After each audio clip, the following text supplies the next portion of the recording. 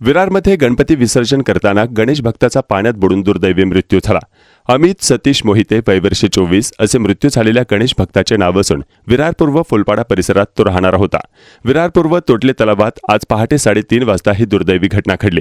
गणपती विसर्जन करताना पाण्यात तरुणाला फिट येऊन तो पाण्यात बुडाला आणि त्यातच त्याचा मृत्यू झाल्याची प्राथमिक माहिती मिळाली आहे।